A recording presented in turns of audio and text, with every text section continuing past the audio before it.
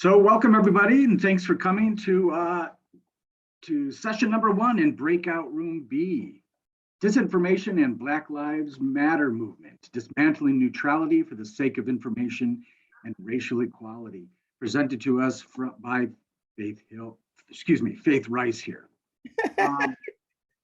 Sorry about that. Faith Rice was a librarian and doctoral student at Dominican University here in the Chicago region. Faith, take it away. Also, I will kind of monitor questions in the chat, and we will ask questions kind of near the end of the presentation after Faith. So Faith, yes. All yours.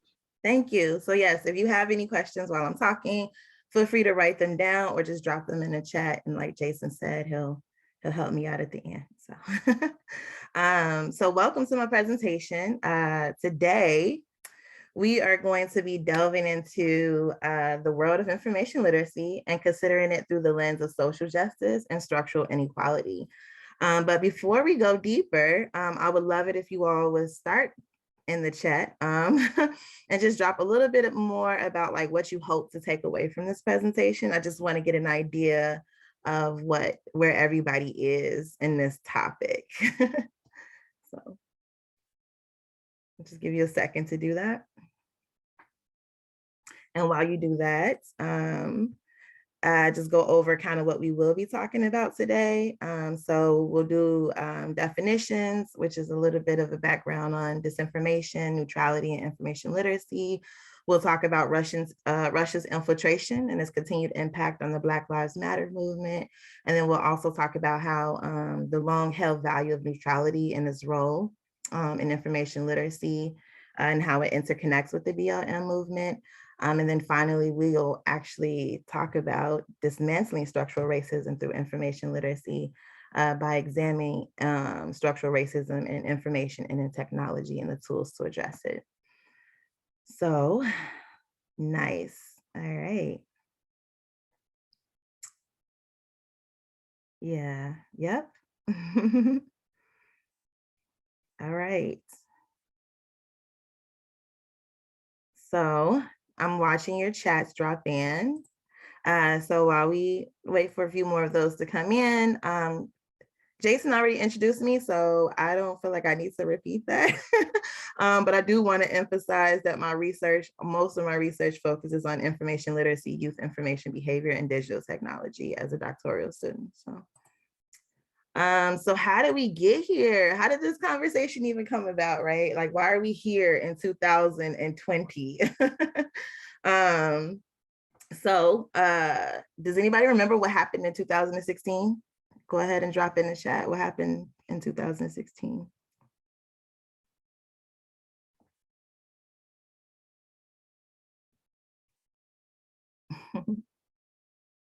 Election, yep. The historical election, yes. The historical election between Trump and Hillary Clinton, right? So disinformation became prevalent during that election on social media. And a lot of researchers noticed that there was an influx of information on disinformation through articles, blogs, conferences, pamphlets. I'm sure you did some programs or passed out some pamphlets at work. But it became a big thing of like all of this false information being pushed through social media.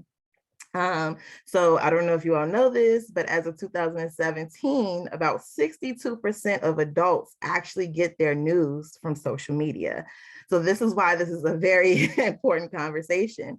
And over a third of college students use social media as their sole primary source of information, which is scary, right? But also why this work is important. So, knowing this, librarians began their fight against fake news because the rationale is if we educate people on how to discern information on social media, then it could interrupt the disinformation incursion. But here's the catch. That's great, but there's also this faucet that's been brought to our attention in our profession where we're supposed to approach this task with a neutral stance, right? So let's talk about neutrality, disinformation, and information literacy so that I can make sure that we're all on the same page in the context of what I'll be talking about today. So before we move on, neutrality, sorry, which essentially means I am not going to choose a side, right? It's a long held value for information professionals, in which several policies such as providing all points of view, avoiding censorship, and all those things are kind of rooted in. ALA has long advocated for these principles in our Bill of Rights, in our Library Bill of Rights. And so the library is presented as a content neutral, open, and accessible to everybody, right? These principles are kind of embedded in everything that we do in our policies and our practices. Merriam Dictionary, Webster Dictionary actually describes neutrality as a refusal to take a part in a war between other powers. Yeah, so so this definition would basically mean not supporting, not helping, and not taking a side in terms of conflicting views or decisions. Going deeper into disinformation, which essentially means I am going to spread false information to influence others to do what I want them to do. It was virtually absent from scholarship before 2016, so it wasn't really a big thing before 2016, but it actually was created in 1945 during the Cold War. The concept was developed because the Soviet Union used it as a means of pushing interest in election interference. And guess what? The same thing happened to us again here in the US in 2016. So Merriam Dictionary describes disinformation as false information deliberately and often covertly spread in order to influence public opinion or obscure the truth. So I want to address that disinformation is often misworded as misinformation, but there's a difference between the two. Disinformation is actually the act of spreading false information, while misinformation is actual, like the false information. So I just want to clarify that. And another popular term is fake news. And misinformation and fake news can actually be used interchangeably. And then finally, information literacy is the basic awareness of fake news or misinformation, right? The ability to evaluate information and its sources. Balin from 2015, and I actually really love this definition, describes information literacy instruction as focused on preparing students to succeed in both academia and the real world, which more than often not amounts to teaching them skills of research and thinking that will enable them to function as productive, independent minds in a competitive, rapidly changing economic environment. So, how does all of this relate to the Black Lives Matter movement? Well, I'll tell you, that's why I'm here, right? So the story of Black Lives Matter. So it was created as a Twitter hashtag in 2013, but it didn't really take off to 2014 after the shooting of Michael Brown. And it prompted a lot of social media people to debate the role of policing and the state of racial inequality in the US. So as a result, the BLM website was created. It's a global organization that's actually in the US, United Kingdom, and in Canada. And their mission is to eradicate white supremacy and build local power to intervene in violence inflicted on Black communities by the state and vigilantes. So it's important to note that this movement describes themselves as decentralized of power and remain inclusive and spacious. They were endorsed by the Democratic Party, but they made a formal statement saying, hey, we don't identify with any political parties because they wanted to reframe or refine their commitment to autonomy. So there was some research done on how the Twitter movement kind of evolved around BLM. And that's what I'll use from here on to describe Black Lives Matter. But so they conducted a research study, Edgerton and Lee, in 2018. And basically what they found out is out of 280 million Twitter users, 60% of the BLM movement tweets were information focused, 17% were community focused, and 22% were action focused. This suggests that the social movement often use social media for information dissemination, and those information posts were the ones that gathered the most interaction. So just the overview of that. So they actually acknowledge on their website, BLM acknowledges that they are a target of a target of disinformation. So what happened in 2016 was that Russia, a Russian organization, actually hired 80 full-time employees. Like, this is how much work they put in this, y'all. They hired 80 full-time employees to pretend to be US citizens on social media to infiltrate the Black Lives Matter movement. So over time, what they did was they played both sides of the story, and they actually helped create the counter movements, which were All Lives Matter and Blue Lives Matter. So the All Lives Matter was considerably like this counter movement that was about, oh, well, you guys are not including all lives, right? And then the Blue Lives Matter was kind of like villain, making police like the villain. Sorry. And so they played a part in most, if not all, of like that counter movement creation. And how did they do that, right? So they masked themselves as US citizens, right? They played both sides of the story. So they played, anti-police, pro-Black. They played all sides of the story. So there was no one dimensional for them. On top of the fact that they also posted a lot of links to established news sources such as Fox News, New York Times, but then also alternative media sources such as the Free Thought Project and Black Matters US. And so they created these websites and like made them look legit so that people can go and reference what they were reading to make it look like it was like valid sources. And so this activity was done specifically to frame the BLM organization as an anti-police hate group. And it supported the theory from Ari from 2018 that they were creating these narratives to sow division within a targeted society. So they wanted to discourage Black voters from voting or from voting for Hillary Clinton. And as a result, so the impact of this is what's really important here, right? As a result, 70,000 Black voters skipped the presidential box on their ballots in 2016, 70,000. And Black voter disenfranchisement was also a movement that was incited in 2020. So it carried on in the next election, by the way. Researchers acknowledge that this was an issue, right? So now that we know that, what happened in 2020? Feel free to drop it in the chat.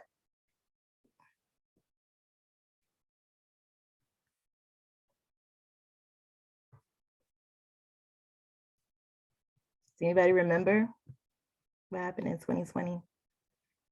The world exploded. The murders of George Floyd. Yep. The next election, a lot happened in 2020, right? Yeah. More division. Yep. Yeah. So George Floyd and Breonna Taylor and Ahmaud Arbery, right? The deaths of those through the hands of police and others were incited protests and riots all over the world, not even just in our country, but all over the world, right?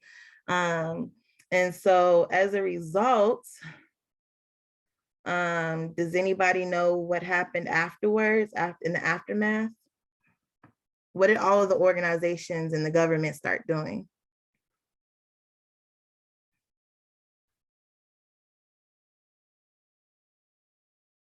Yes, they started releasing statements of support. Thanks, Kristen.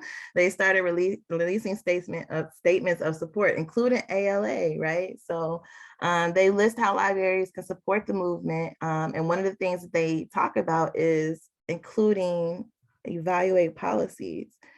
Can anybody tell me what policies in the library might have something to do with racial inequality or relate to it?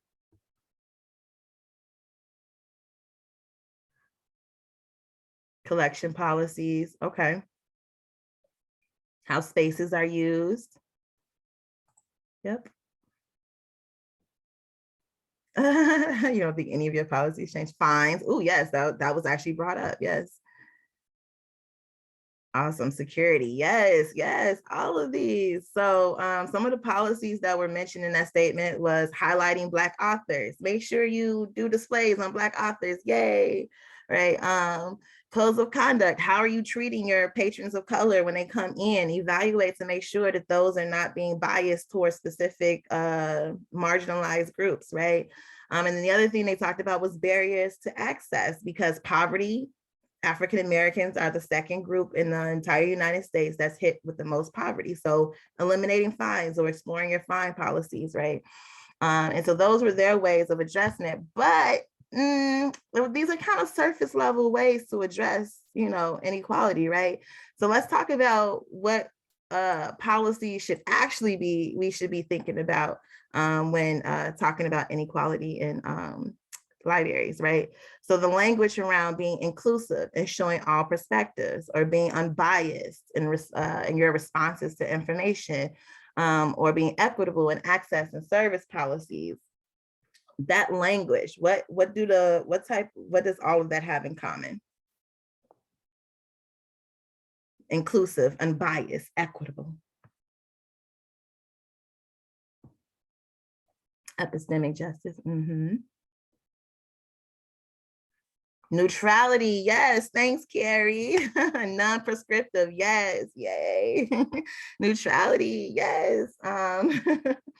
So this policy, so the Library Bill of Rights actually states that libraries should provide materials and information presenting all points of view on current and historical issues. Materials should not be proscribed or removed because of partisan, or doctrinal disapproval. So in this beautiful, very awesome book called Knowledge Justice, Chi and their other colleagues stated that, the wrong quote, so bear with me. The appearance of neutrality primarily operates to obscure the fact that the perspective of the white majority is embedded within this view. Neutrality is not always the specific term that is used to invoke this framework. The other terms, like objective and unbiased, are also used interchangeably in the library context to describe a lack of bias.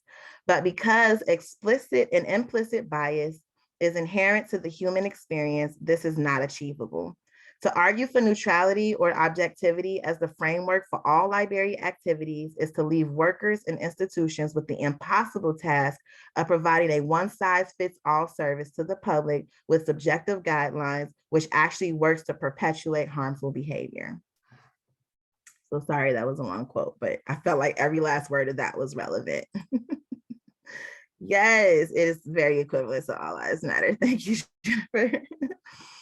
So another quote, and I actually put this one on the screen because I thought it was really great as well, by Homa in 2021, actually from the same book.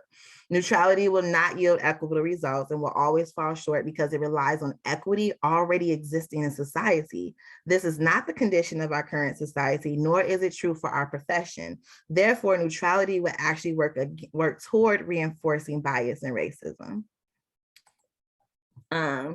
So additionally, last quote, is that Pago, I can't even pronounce them, to be honest with y'all, Pago states that positioning biased perspectives about people of color as value-free, authoritative, or anything but a source that requires further investigation is detrimental. Trying to remain neutral by showing all perspectives have value, even those that violently disregard Black existence, is harmful to our community and does not work to dismantle racism.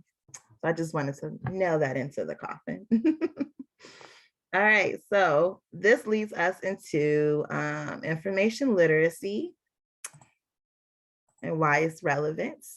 So one of the natural responses to what happened in 2016, librarians started to develop research guides and pamphlets using the IFLA guidelines, the CRAP test, the radar framework. And guess what? Which one was the most popular? Anybody know? Which framework was the most popular? It was endorsed by the ALA. It's on the slide. The ACRL framework, the ACRL framework. And so there's actual research and papers out criticizing the ACR framework, stating that it is generic, narrow, idealistic, because it has a tendency to oversimplify and dichotomize the information landscape, characterizing it either as true or false, verified or biased, and so on. So basically, it does not pay sufficient attention to the ways that some voices are suppressed, silenced, and marginalized because they do not fit the prescribed boundaries of that field. So Pasha, which is actually the inspiration for this entire presentation, she wrote a paper that argues that information literacy, according to the ACRL, can be taught as a neutral practice because students are evaluating source based on a checklist, usually including the authority, the author, the publication date, the purpose of the piece, but without having to examine the power structures that enable the author to become an authority or the ideological biases represented in the piece. So why does this have anything to do with us as librarians? How do we dismantle structural racism in the work that we do with information literacy? Well, just hold on, I'm going to tell you. So let's start a little bit with like self-reflection. Isn't that the first step to everything? Self-reflection. Start asking yourself, what are your, oh, I'm so sorry, you guys, hold on. My notes have disappeared on me. We're gonna have to go. Okay, so what are your beliefs about information or knowledge? That's the first question, right? How do you include this in your work? How do you approach this in your daily work? How do you approach this when you're handing out information, resources, when you're working with students to decide if a resource is valid or not? Is your perspective informed by the experience of racism or other forms of oppression? Does your pedagogy perspective consider the level of interdisciplinary roles of other fields, such as gender studies, ethnic studies, psychology, education? Are you working to challenge neutrality or the dominant way of thinking? How often do you explore the lived experiences of marginalized people and counter narratives to the dominant stories, right? And then the last question to ask yourself is, do you have a commitment to social justice and the empowerment of Black people, Indigenous people, and people of color or other marginalized groups? Do you have that embedded commitment? So now once you've done some of the self-reflection, now we can look at what others are doing. So some of the researchers indicate what they're doing to dismantle this. Balin thinks it's important to teach the existing information system and how it mirrors the larger social and political order, which is characterized, by radically asymmetrical distribution of power. And it's shot through systematically and structurally by racism, sexism, homophobia, militarism, and class oppression, right? So we need to acknowledge that. Pasha also emphasizes that though students receive many dismissive messages about the value of social media, it can actually be a powerful tool to examine counter narratives to the hegemonic discourse, right? So what that means is like, be okay with exploring the resources from social media, because that's a great way to teach people or teach our students how to look at those critically and where they're coming from, right?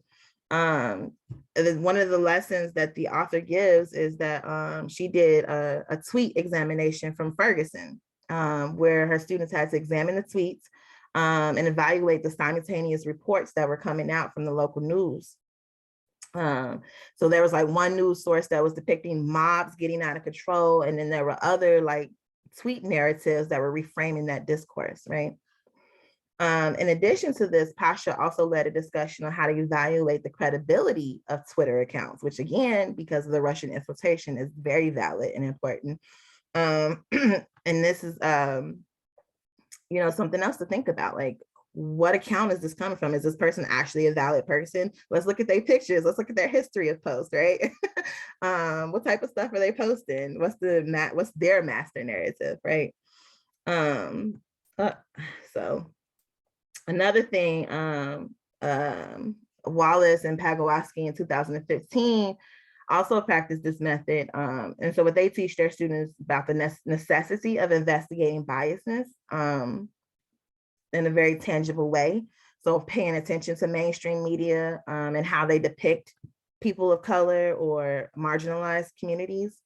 And then Sieber shares in this belief statement that we cannot afford to base our instruction on finding the information necessary to complete the assignment at hand without likewise discussing political, cultural, and social and economic factors which contribute to the creation and dissemination of that information.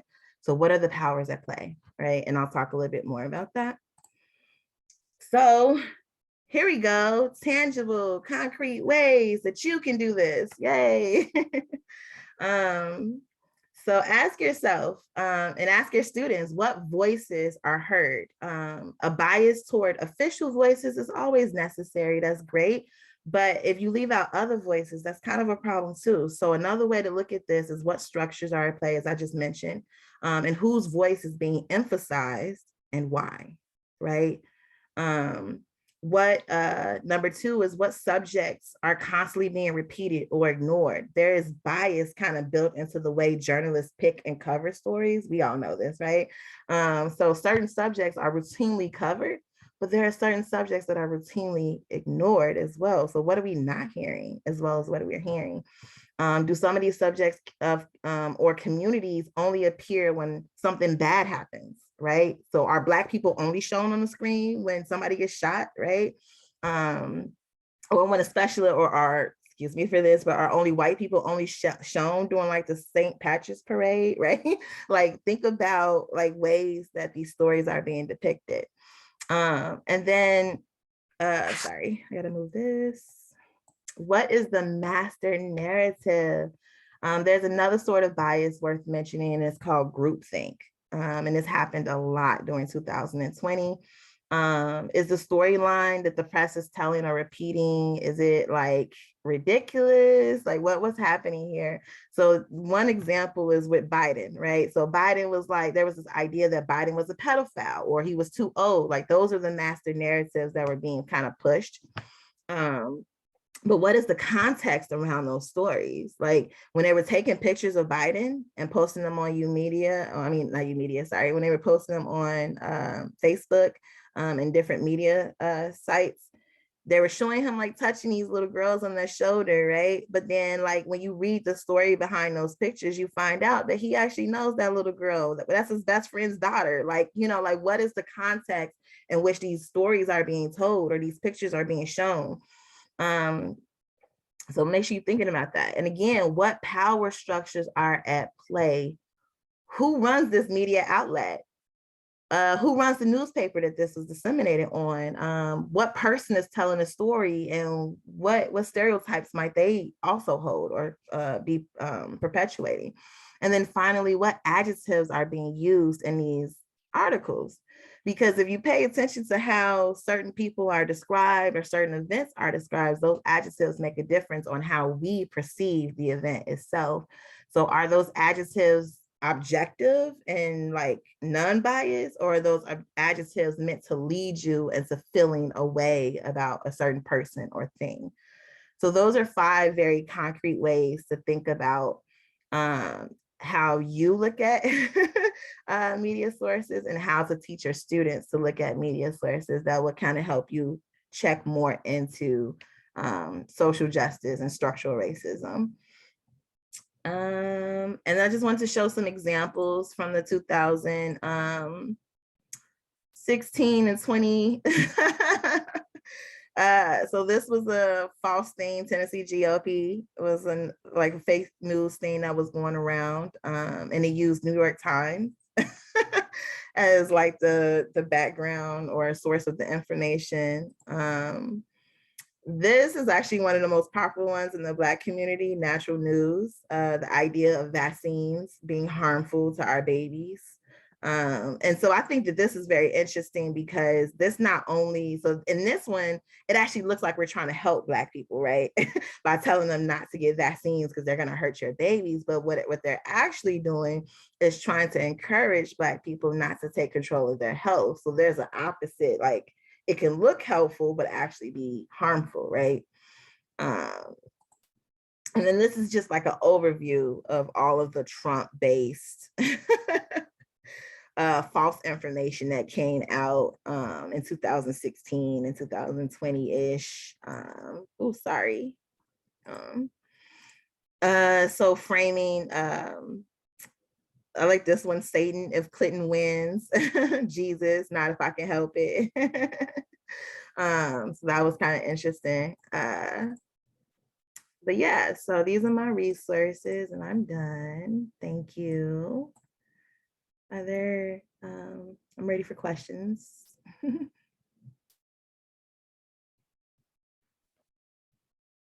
you very much, Faye. That was wonderful. Do we have any questions? I guess we can just, you don't have to type the questions if it's okay with Faith. It's okay if they kind of speak the questions to you? Yeah, that's fine. Yeah.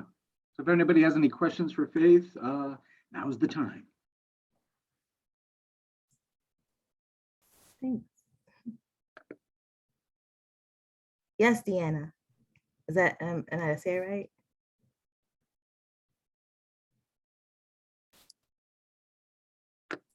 Sorry, I was clapping. Oh, I thought you were raising. Instead of raising my hand. I know, it's hard to tell the difference. Okay, you. sorry. It was great. Thank you. Yes, thank you. Nikki Johnson. Hello, thank you for your presentation today. It really, a lot of the content that you presented aligned with some of the thoughts that I have as when I provide instruction. But when leaning on the ACRL framework, I've used that. That's something that we depend upon in our department here at IEPUI with instruction and with information literacy. One thing that I focus on with two of the frames, one is the authority piece, and the other is information has value. I speak to it from students, or to the students, as you have your own perspective and there's power in your perspective. So authority is relative and the value of information is also relative. So I try to encourage them to in order to, I guess the framework is left up to a wide range of interpretation, which can be seen as a limitation. And it can also be seen as, okay, you put the ball in my court, you actually put the ball in my hands. So I like to reinterpret that for the students to help them understand that they also in their own right serve as authority. They also serve as experts. And I was hoping that is a way that we can help them kind of empower, our information seekers to take, I guess, to take ownership of their information seeking process. Mm-hmm. Yep, I agree. I would also encourage them to check their own biases too, and allowing themselves to frame like I'm an authority, because sometimes the way we read things, right, can be offensive to us, but be just general information to somebody else, right? And so just maybe examining what their biases are, like maybe doing an activity with them to help them examine what their biases are when they are reading, because they trust some sources and don't trust others. Why, right? So just thinking about like personal biases as well. So make sure, I would recommend that we have students examine their own biases and taking that authoritative role as well. Thank you. You're welcome. And then there was another person that had their hand up.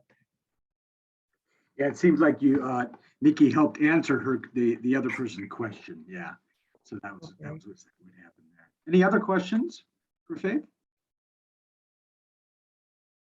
I know there are. So I'm going to assume, okay, go ahead, Linnea. Am I saying it right? Yeah. Thanks. Yeah, so you just talked about like asking students to check their biases. I feel like this is a concept that I have a really hard time talking to students about, is the idea of bias. Students will often say, oh, this source is biased, therefore I can't use it, or therefore it's like not a legitimate source for me. And then when we start talking about things like authority being constructed and contextual, which like there might be problems with that, but the frames, I'm completely unfamiliar with this idea that like the frames were challenged as like too idealistic. So that's something that we could also come back to, because I just hadn't heard that before. Okay. But yeah, I'm wondering, like, how do you ask the students to check their biases? And like, how do you explain what bias is to them? Thanks. That's a great question.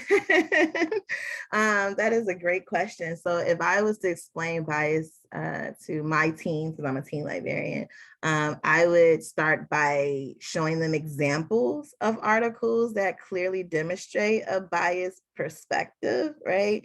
And then asking them what their thoughts on, like leaving open-ended questions, right? So, and then asking them what their thoughts are on that, and then posing questions of like, why do you think that this person wrote this? And how do you think they feel about the subject that they're talking about, right? Or, you know, what is their place in the world?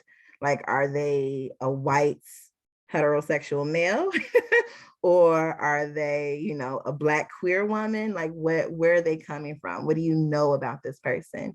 And so upon framing it in that way, I would also try to shift the conversation to exploring their own identities. So what is your identity in this world, and how do you view yourself in the world around you? So just framing it as a way of just thinking about their identity and the way they think about their placement in the world versus just flat out being like, you are biased too, you know, because that could lead to a whole lot of like back and forth debate. And just kind of explaining that biasness is kind of inherent in all of us. Like it's a common trait that we all have. And we don't always recognize it. And that's okay. That's okay. The great part is when we do start to see how those things reflect in the work that we do. So yeah, I would frame it as first a conversation just about like explicit biasness in work, and then asking them about their own identities and how they view things in the world around them. So I hope that was helpful. Deanna, you're not raising your hand.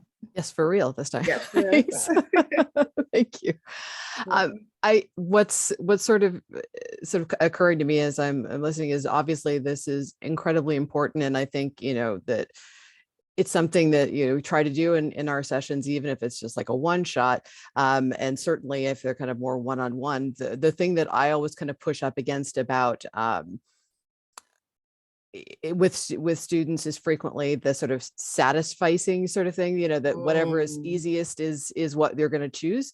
Yeah. And so trying to kind of get across that, because there's, you know, so much information, there's, you know, so many kind of pressures. And especially I think that we saw this, you know, throughout the pandemic, that people have so little bandwidth. And so trying to kind of get them to push past the thing that comes up that just can, you know, the kind of confirmation bias, you know, I go in looking for this, here it is.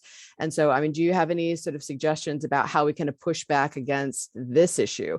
Because I mean, I think you're right, we need to do it, but how, you know, how do we kind of get people to say, I know this is the thing that came up first, and it's sort of, you know, it's what you kind of wanted to see, but maybe you should ask questions about yourself and about this text in order to get the things that work. I'm always trying to find ways to make that happen. Thanks. Yeah, unfortunately, that's real. But the other thing sometimes we gotta lead them into the work ourselves, right? So maybe when they approach you with this article or this information source, asking them those questions I just framed earlier, like, that's interesting. So who wrote this? What do you think their motivation for writing is? You know, like maybe doing some of that work with them to kind of get them to think. Because what I find, even with my 5-year-old, he won't clean up his room unless I help him. And I know that we want to put the onus on our children, but sometimes we have to model those thought processes for them in order to get them on board. So they know that this is what we do and this is how we do it. And you show them and you demonstrate through your own actions. Even when you're like presenting or doing like a class project with them, or you're presenting your sources, maybe saying like, hey, I was looking at this source and I thought about this and that while I chose this source for this particular assignment. So just modeling that behavior in various ways and asking them those questions when they first approach you, with the actual source. So sometimes we have to do that work with them. So, yeah. Thanks for that. I was all of a sudden, when you were talking about this, I thought too about finding a dodgy kind of source and saying, hey, initially I thought this might work because it, references New York Times or something, but then there's this weird stuff that, when you dig a little bit deeper. And so to kind of, as you say, sort of model the process. Thank you so much. Model the process. Yep. Because critical thinking, the best way to teach critical thinking skills is to model that critical thinking, right? And that's taught from preschool on up. So as a former preschool teacher, I've been in all walks of life. As a former preschool teacher, I used to have to model, talk myself through everything that I was doing so the kids can hear my thought process and understand the way I was thinking. So I feel like that continues on even up through college level, right? Modeling critical thinking skills, right? Yes, finding a dodgy source can also be helpful. Yes. And then I noticed that some people were bringing up, like, they didn't realize those ACRL being challenged. Yes, okay.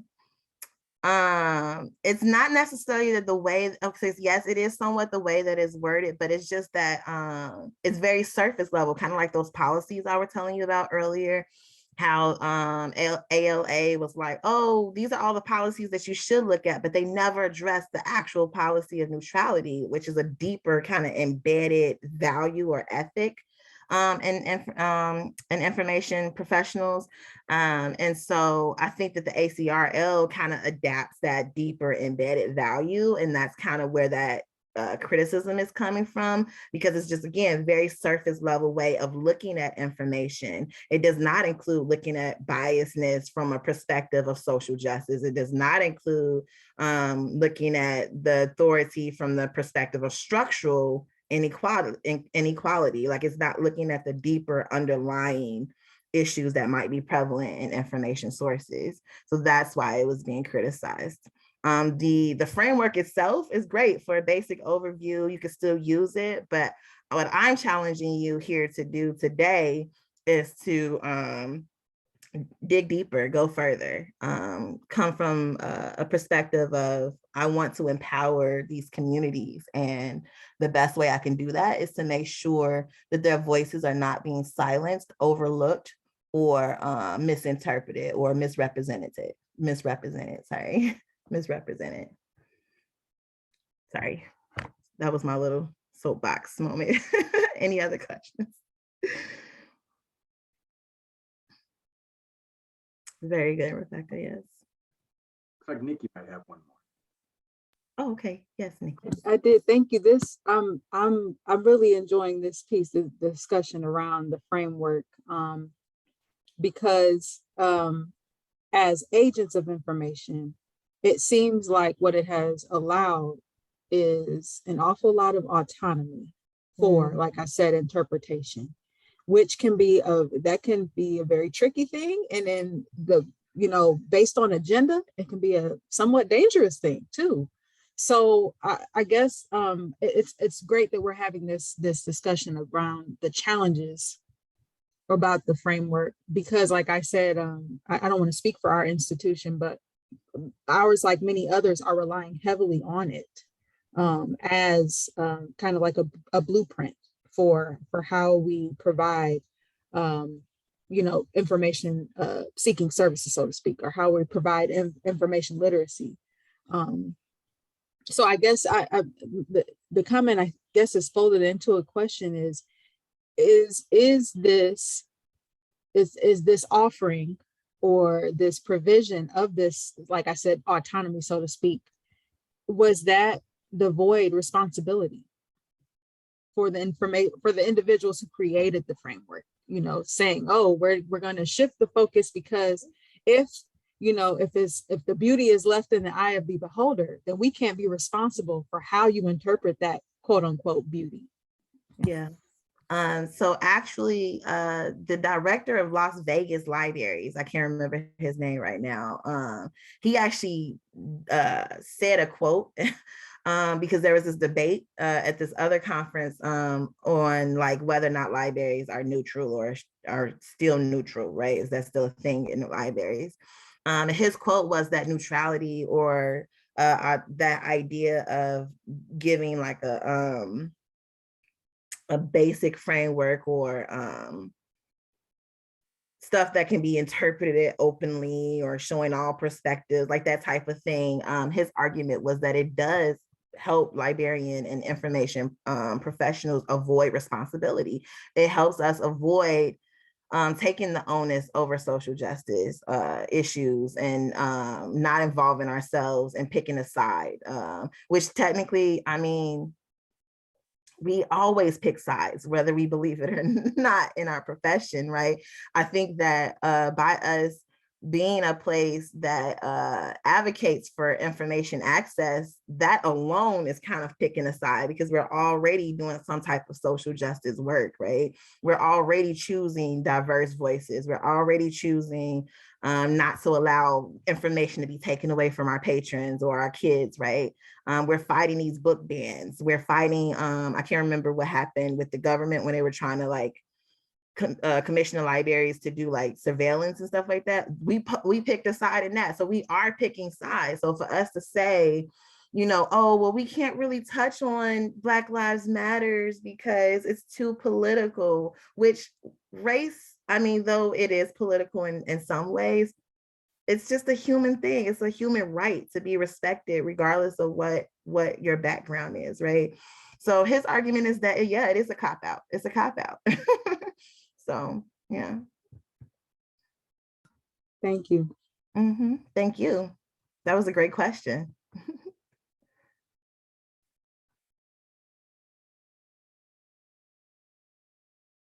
Okay. Well, I think our time is up.